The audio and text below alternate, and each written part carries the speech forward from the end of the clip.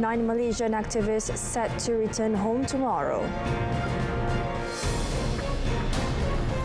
Myanmar's election plans to be discussed at ASEAN Summit.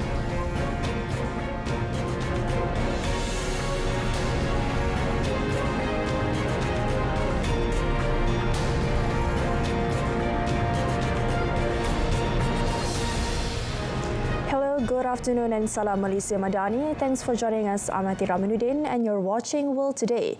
9 Malaysian activists detained by Israeli forces during the Freedom Flotilla Coalition and 1,000 Madlins to Gaza mission are set to return home tomorrow.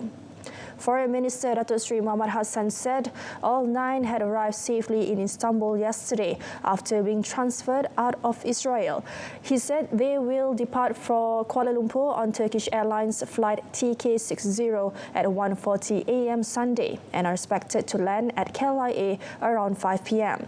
In an earlier statement, the Foreign Ministry confirmed the group's release and thanked the Turkish authorities for their assistance. Meanwhile, Humanitarian Care Malaysia MyCare also confirmed the activists' freedom. MyCare expressed gratitude to both the Turkish and Malaysian governments, including Prime Minister Datuk Seri Anwar Ibrahim, for securing their release. The Freedom Flotilla 1,000 Madlins mission involved about 150 activists from 25 countries aboard 9 vessels, including the Conscience and Saad, which were intercepted by Israeli forces less than 120 nautical miles from Gaza on Wednesday. The Malaysians were later taken to Ashdod port and detained at Keziot prison in Negev. Palestinian families have begun returning to decimated Gaza City as Israel continued deadly attacks on the enclave until the Israeli military said the first phase of the ceasefire deal went into effect. U.S. President Donald Trump's special envoy Steve Witkoff claimed that the occupation forces had completed the first phase of withdrawal in Gaza and the 72-hour period for the release of captives had commenced. Tens of thousands of Palestinians have now been making the long and painful journey toward northern Gaza after the ceasefire took effect. Earlier, as displaced families from the southern parts of the enclave moved north on Friday, Israel launched a deadly attack from helicopters on a site east of Gaza City and conducted air attacks in the southern Han Yunis area. Sources at Gaza City's Al-Ahli Hospital confirmed that the bodies of 7 people had been recovered from several areas in Gaza City since Friday morning. There were no initial reports of casualties in the attacks on Han Yunis, which also included rounds of shelling and heavy tank fire north of the city. Meanwhile, the UN Agency for Palestinian Refugees, UNRWA, has welcomed the ceasefire deal between Israel and Hamas, saying it is ready to rush vital aid into Gaza. Its chief, Felipe Lazzarani, called the truce a huge relief after 2 years of war and suffering, saying the agency has enough food, medicine and supplies to support Gaza's population for 3 months. Lazzarani said 12,000 UNRWA staff remain on the ground, crucial for restoring basic services and schooling for over 660,000 children. He urged member states to back UNRWA's efforts as Gaza faces famine and devastation after years of conflict. 19 people are missing and feared dead following a huge explosion at a military munitions plant in Tennessee, United States. Authorities and residents said the powerful blast ripped through the explosive manufacturing plant in rural Tennessee on Friday, rattling homes miles away and bringing emergency services to the scene. The Humphreys County Sheriff, Chris Davis, said the explosion was one of the most devastating situations ever occurred in the area. The incident occurred at Accurate Energetic Systems near the town of Bucksnot, southwest of Nashville. The Hickman County Sheriff's Office asked people in a social media posts to avoid the area to allow responders to do their work.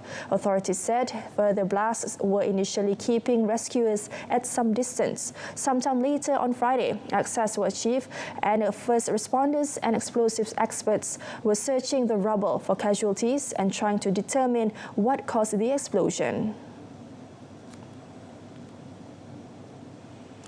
At least 8 people were killed after 2 powerful earthquakes struck off the southern Mindanao region of the Philippines on Friday.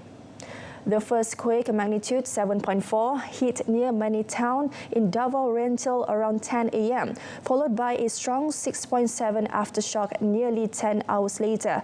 Authorities said the victims included miners trapped in a collapsed tunnel, as well as others killed by falling debris and heart attacks. Tsunami warnings were briefly issued and coastal residents were evacuated, but no major waves were reported.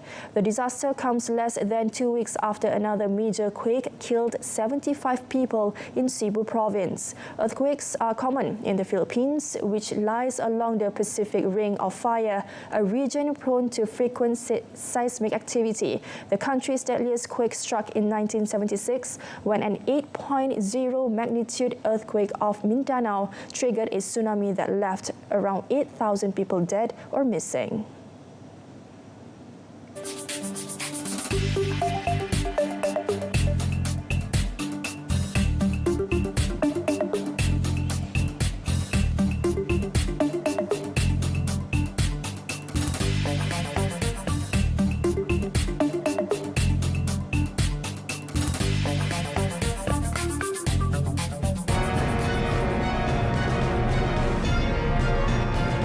Coming up, Trump announces new 100% China tariff.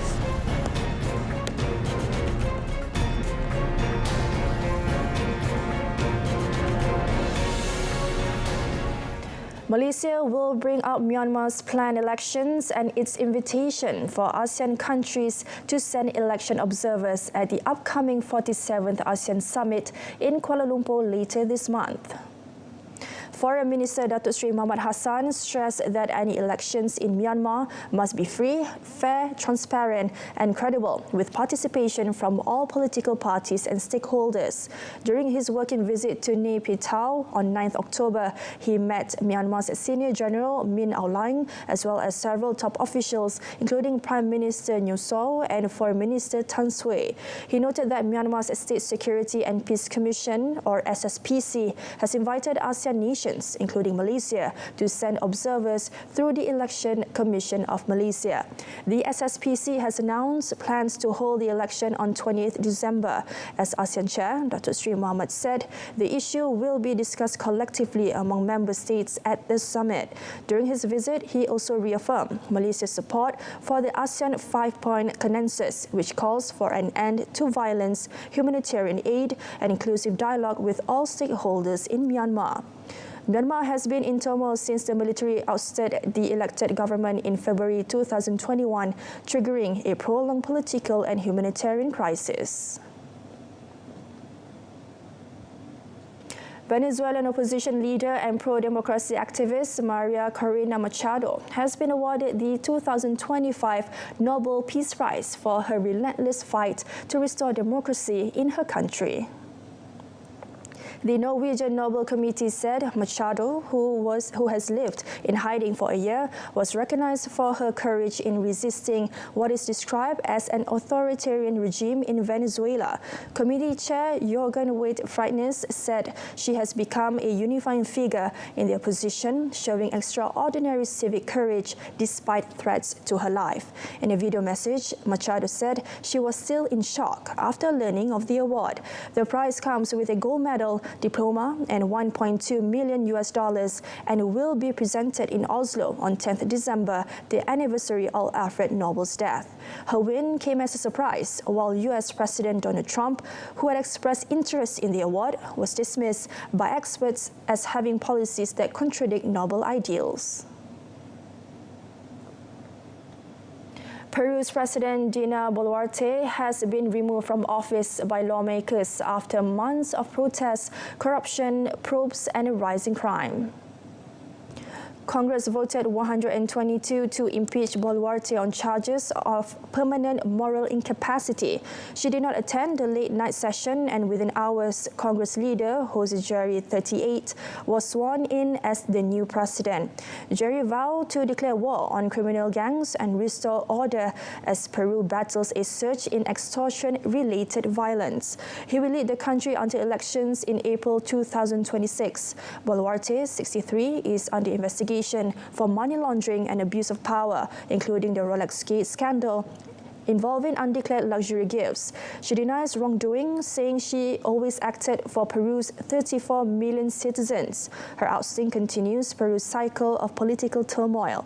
The country has now had 7 presidents in 9 years, 3 removed by Congress. Boluarte had taken office in December 2022, replacing Pedro Castillo after his failed coup attempt, which triggered deadly nationwide protests.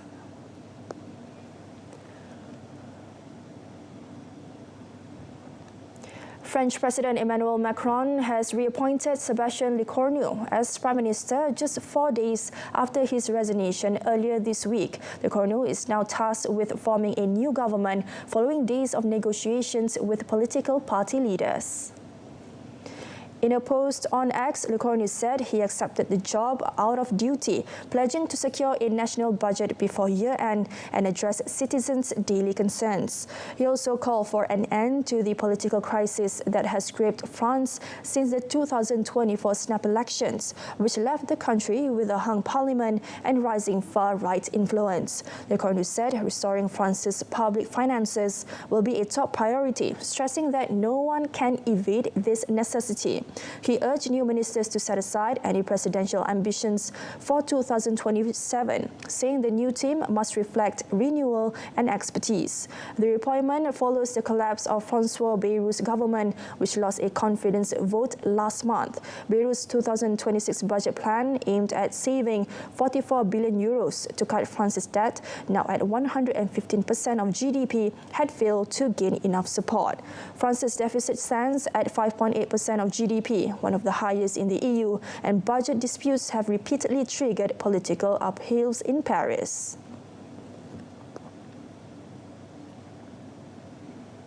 U.S. President Donald Trump has reignited his trade war with China. He announced a new 100% tariff on Chinese goods and threatening to cancel his upcoming summit with President Xi Jinping.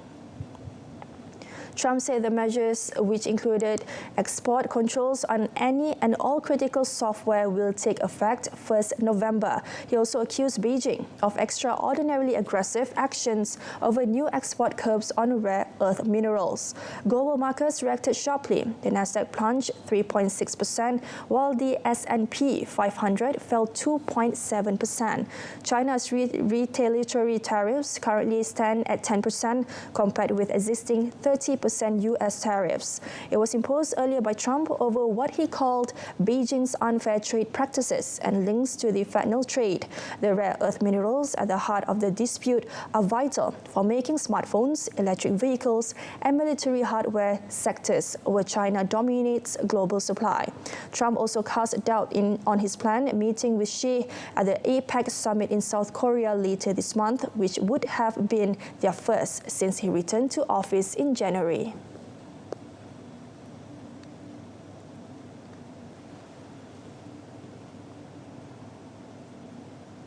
Meanwhile, Trump unveiled a deal with UK-based drug maker AstraZeneca on Friday, under which the company will sell some medicines at a discount to the government's Medicaid health plan, similar to a drug pricing pact reached last week with Pfizer. The deal suggests a framework the White House will use to try to reach its goal for lowering U.S. prescription medicine prices. The president sent letters to 17 leading drug makers in July, telling them to slash prices. Pfizer and Astra are the first 2 companies to reach a deal with the administration. AstraZeneca, the largest pharmaceutical manufacturer in the United Kingdom, is committing to offer Americans major discounts on their vast catalog of prescription drugs, one of the great companies, by the way, and a most favored nations pricing clause. So most favored nation is you're going to pay whatever the lowest price anywhere in the world is. That's what you're going to be paying. U.S. patients currently pay by far the most prescription medicines, often nearly 3 times more than in other developed nations, and Trump has been pressuring drug makers to lower their prices to what patients pay elsewhere or face stiff tariffs. The White House says it has begun mass layoffs of federal workers as the U.S. government shutdown enters its 3rd week with no resolution in sight. Budget Director Russ Vought confirmed that thousands of employees placed on unpaid leave are now being dismissed, calling the move substantial. Court filings show more than 4,000 workers have already been fired, including over 1,000 each from the Treasury and Health departments. President Donald Trump defended the layoffs as pressure on Democrats, blaming them for blocking a deal to reopen the government. Democratic leaders and unions have called the firings illegal and politically motivated, with court hearings set for 16th October. The shutdown, which began after the 30th September funding deadline, has halted most non-essential government services and could delay pay for 1.3 million military personnel next week, an unprecedented move in U.S. history.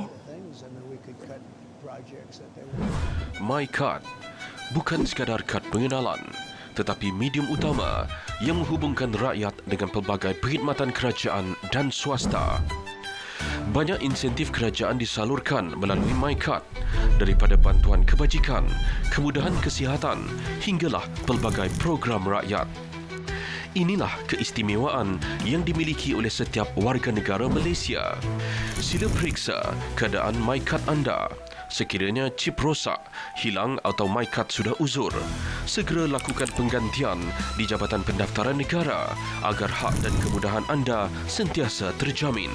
Inilah komitmen Madani. Dengan dokumen identiti yang sah, moden dan diyakini, rakyat disantuni sebaiknya. MyCard, identiti anda, kebanggaan negara.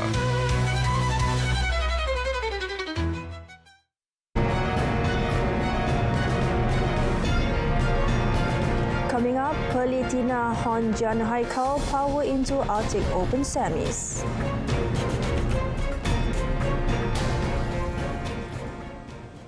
The national track cycling squad's gold medal hunt at the 2025 SEA Games in Thailand this December will remain on track despite the absence of top rider Muhammad Shafridaus Sahrum, who has been sidelined following a recent surgery on his right knee. Head coach Harnizam Basri said the squad's main hopes are now placed on Shafridaus' younger brother, Muhammad Ridwan, in addition to Muhammad Fadil, Muhammad Zonis and Muhammad Akmal Nazimi Jusaina, to fuel the dream of winning gold in the men's keirin and men's team sprint events.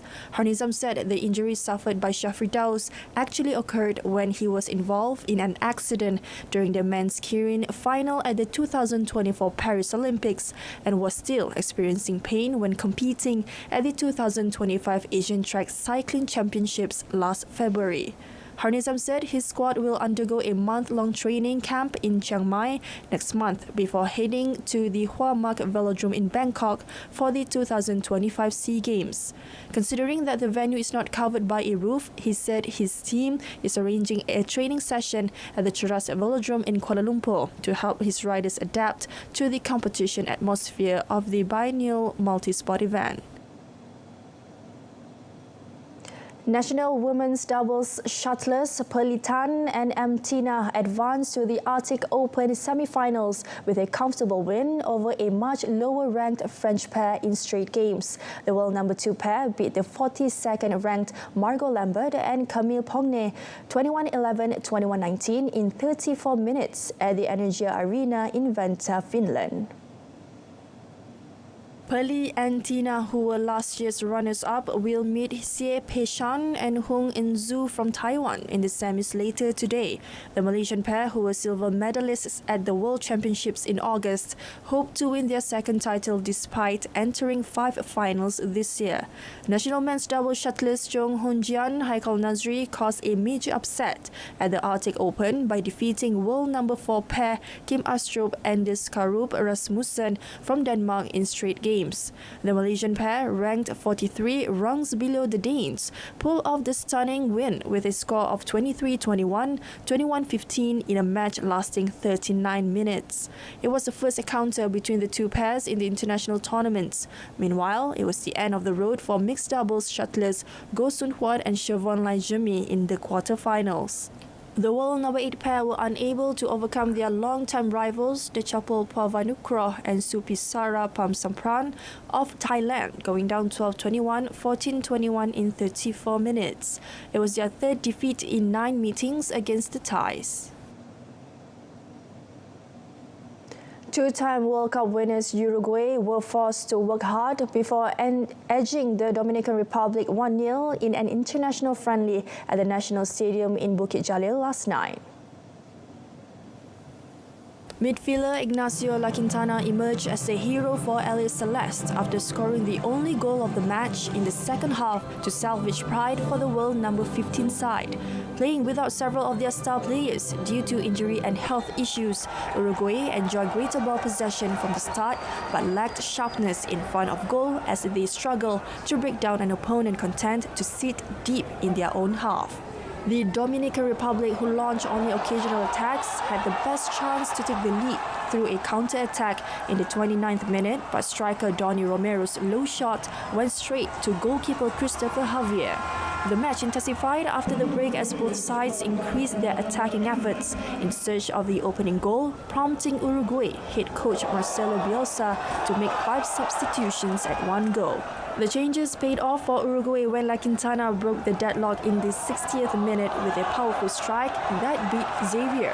After facing the Dominican Republic, Uruguay will wrap up their tour in Malaysia against Uzbekistan at the Hang Jebat Stadium in Malacca on Monday.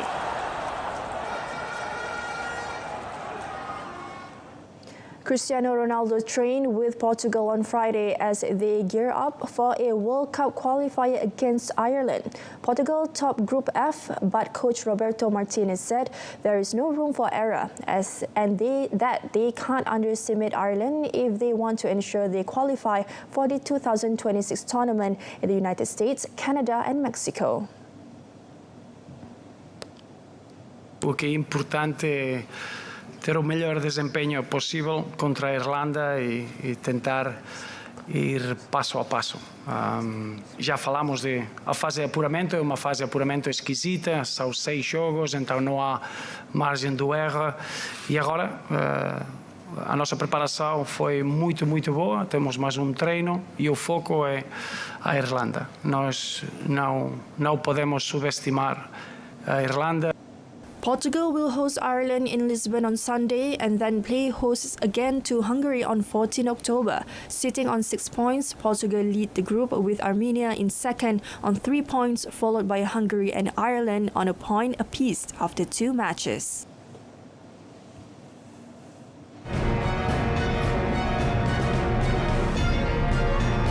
Up next, New York Comic Con kicks off with crowds of fans and cosplayers.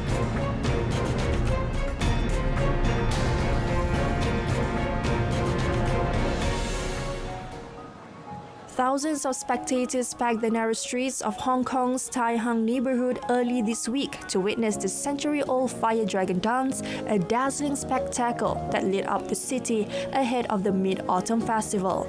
Dating back more than 140 years, the traditional performance featured over 300 participants parading a 67-meter-long dragon through the tightly packed streets. The dragon, covered with tens of thousands of burning incense sticks, wound its way past during crowds as onlookers raised their phones to capture the fiery scene.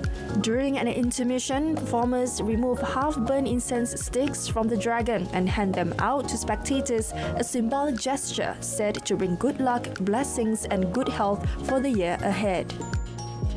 The best mean, it's so amazing. I'm so happy to be here and to be able to see it.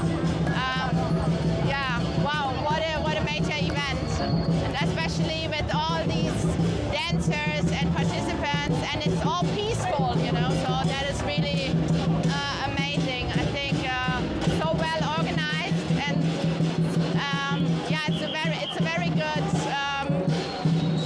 good experience for everybody to celebrate together. Such a good start for wow.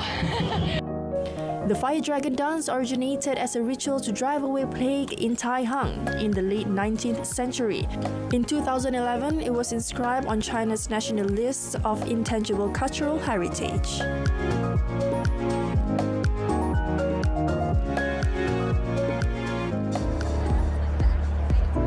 New York City Comic-Con kicked off on Thursday with pop culture fanatics taking over Manhattan's Jacob Javits Center.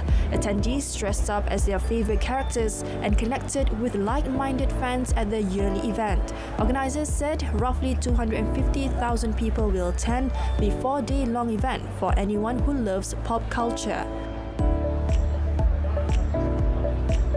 We have so many activations. You'll see kind of the buzz around me on the show floor. We have panels and exhibitors. We have cosplay. It's so cool to come into the event. It's like the best people watching you will ever see is happening this weekend at the Javits Center.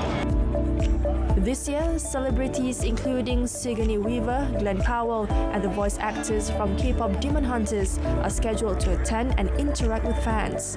The event, which is considered the largest pop culture event on the East Coast of the United States, will end on Sunday.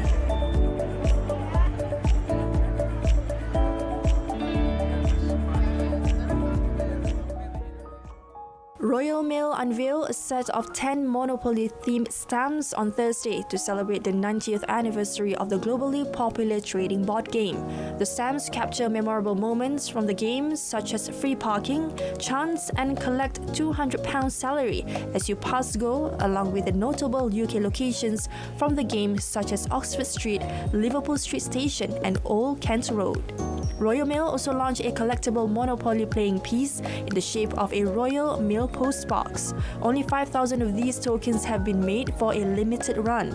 Monopoly traces its origins from several US variants in the early 1900s until it was licensed by the Parker brothers for marketing in 1935. That was also when the game reached the UK, when Leeds-based John Weddingham Limited secured the European license. Since then, the UK version has become increasingly recognizable, featuring well-known London streets and landmarks on the playing board. As of this year, Monopoly has been translated into more than 40 language editions.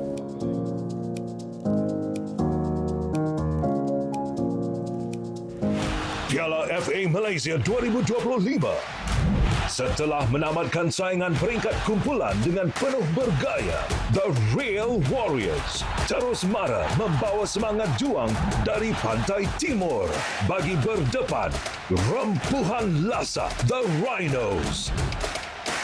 Jumaat 17 Oktober, nantikan pertemuan kelantang The Real Warriors FC bertemu Sabah FC 8.15 minit malam di saluran OK, juga di RTM Klik.